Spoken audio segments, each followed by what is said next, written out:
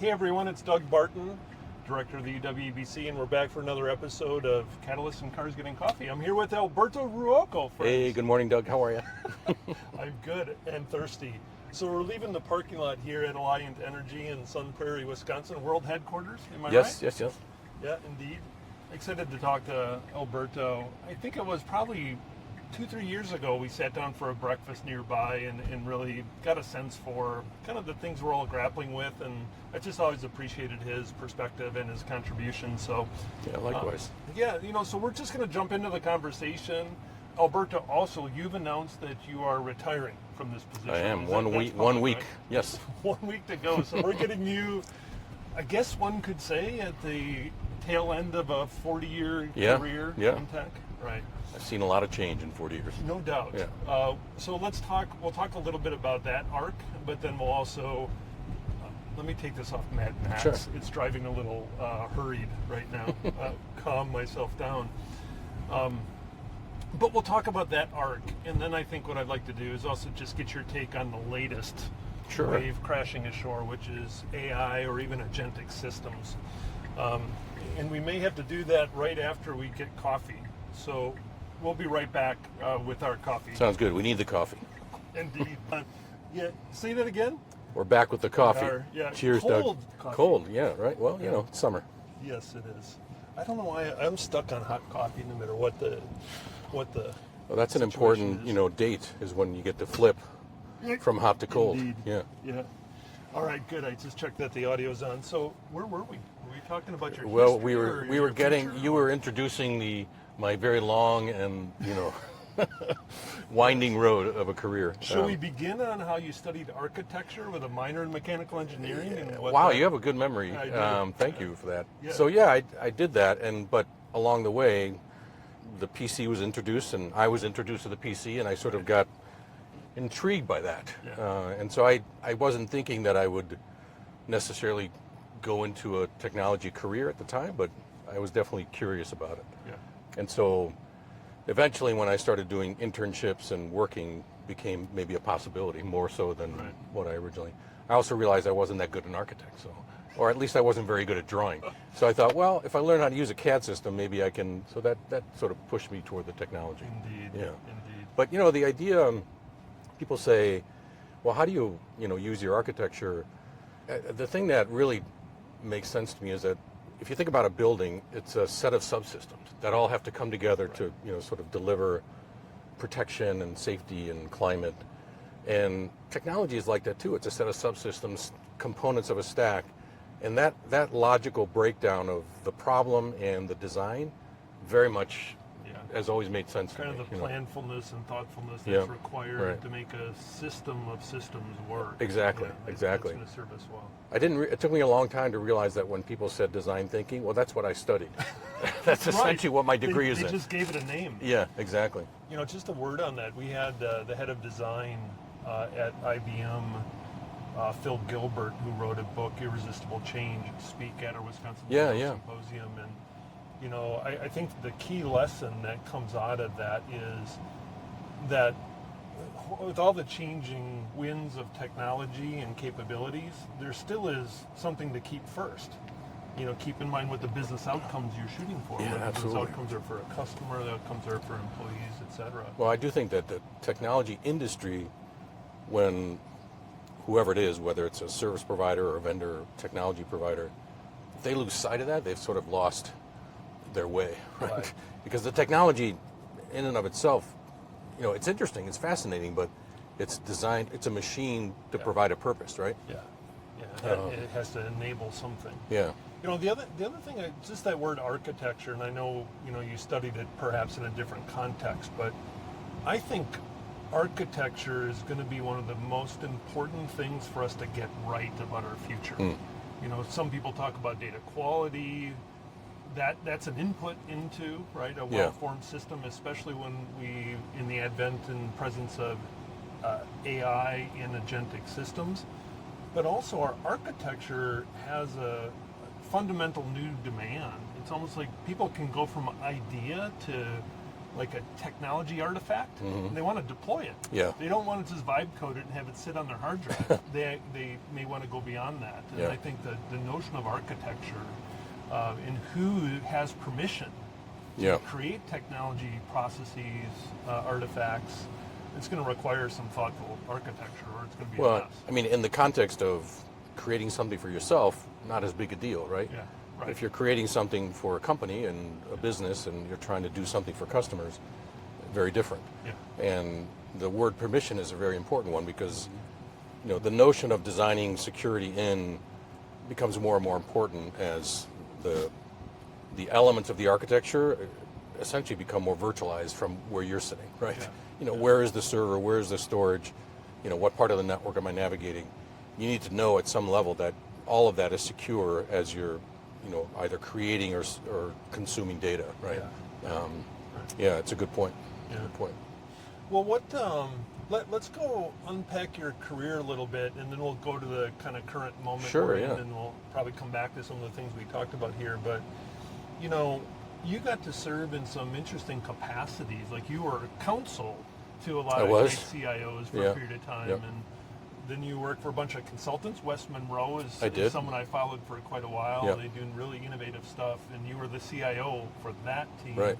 But maybe talk a little bit about what's it like to be on both sides of the table to some degree. Yeah, I use the same expression, and I have been on both sides. And there's things you learn and appreciate about both. In my own experience, I've enjoyed being in the CIO role more only because it's given me the opportunity to drive more meaningful change over a longer period of time. Right, the horizon. Exactly. And that's just my own makeup, right? I mean, everybody's a little bit different, but I get a lot of satisfaction out of that. But I some of that going back and forth was intentional, right? I mean, I wanted to.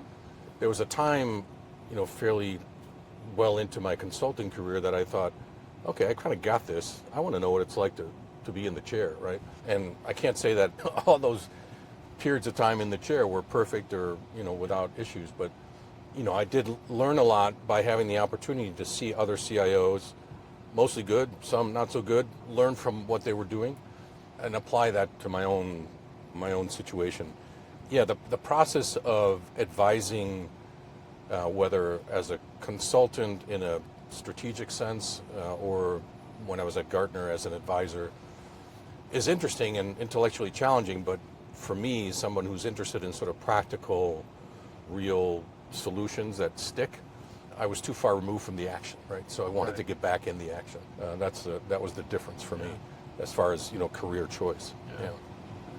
Yeah, very cool. Do you have, if, I know this is always challenging, but can you summarize in a few words what your advice is for the people in that seat of being a CIO in today's world?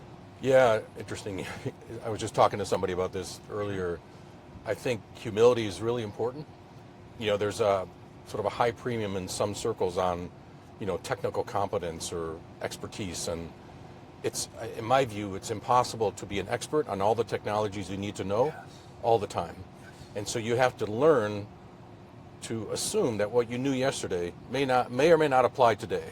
And so having the humility to accept that and recognize that. And then what that does for me anyway is it drives me toward wanting to educate myself in real time when necessary. In some ways that's freeing because, all right, well, client-server architecture, I don't need to worry about that anymore, right? Fundamentally, I need to think about, as you pointed out, different kinds of architectures today. And so, leave the stuff that doesn't matter behind and continue to educate yourself on the latest and greatest. And do that from all sources, right? I think vendor partners can be sources, consulting firms can be sources, academic institutions can be sources. I try to tap into all of those along the way.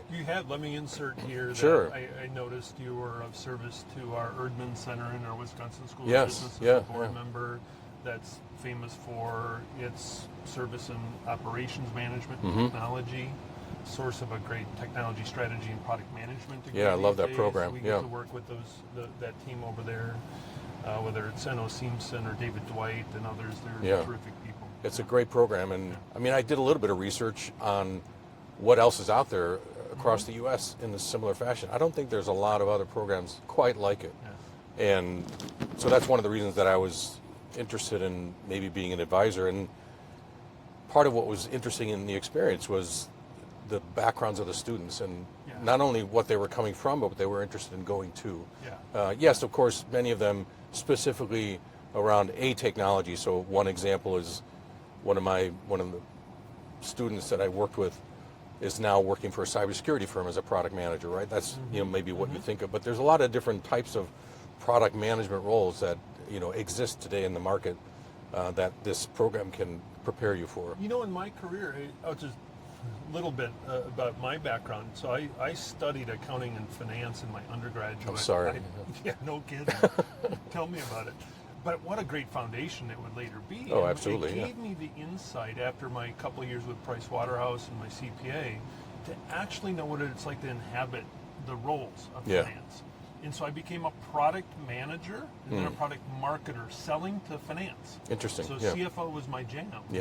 From reporting to close and report to plan, forecast, and monitor results. The first CPM Magic Quadrant that Gartner produced had our company in it. Yeah, And wow, that's great. I do want to come back as an analyst in my next life Yeah. and make others' lives hell. Yeah, I want to come back as an architectural historian, but that's a different story. That's good. Yeah, there you go. But that notion of, it's almost at the intersection of, like, you get to see those graduates going to learn product management, Right. but they're going to put it to use Absolutely. in a particular area Absolutely. of passion, right? Yeah, Or interest. Yeah. But I the evolution of understanding a technology solution as a product, using the language of consumer products, I think was a very powerful mindset change for technology. And that's something that I've tried to establish and make, use as a way of understanding what it is we do, even within the context of a corporate technology function. Yeah.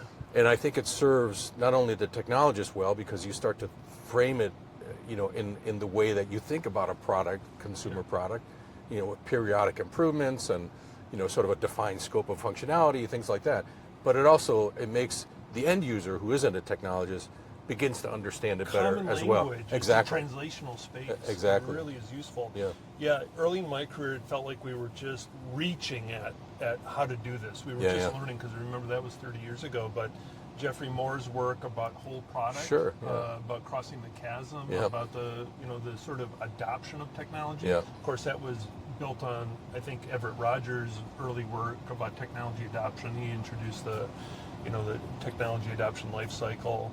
Then we kind of got the language from Clayton Christensen around jobs to be done. That was another unlock, because I could look at you and say your work is a collection of tasks, jobs you do. Sure, yeah. And I can offload some of those. But yeah, this is why I'm optimistic about the future. I think we do have a foundation to stand on as we go headlong into an intelligent future. But it also brings up, maybe I'll go back to something that we talked about before we hit record, is also, there's kind of two views of the future that dominate our popular press. There's one where we're accelerationists.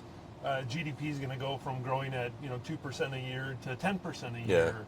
And the compound effects of that would be incredible. Yeah. That would be such a world of abundance. It might be consumption. We might consume our planet at an increasing rate. I mean, there's dark other sides to it. considerations. Yeah. There are definitely considerations on all fronts there. But some believe that's going to happen, and there's others, and this has become kind of my dominant view, is that there are bottlenecks, that any new technology is kind of a shock of supply, but it's not until it's woven into the systems, into the fabric of the way we deliver value.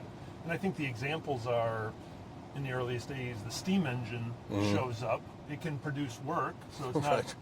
horses Right. doing the work, or it's not people doing the work. It's actually an engine. But that engine, until it's strapped to the mechanized Drives a gear industrial, until it's driving something, Yeah. it's not converted into all of its potential uses and applications.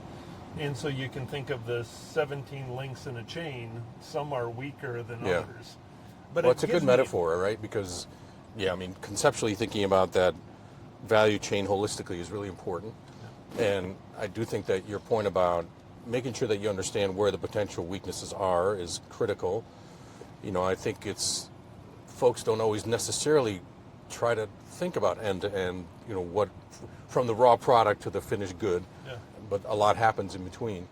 And I think the term you used, which was, I think you said, pieces of work or components of work.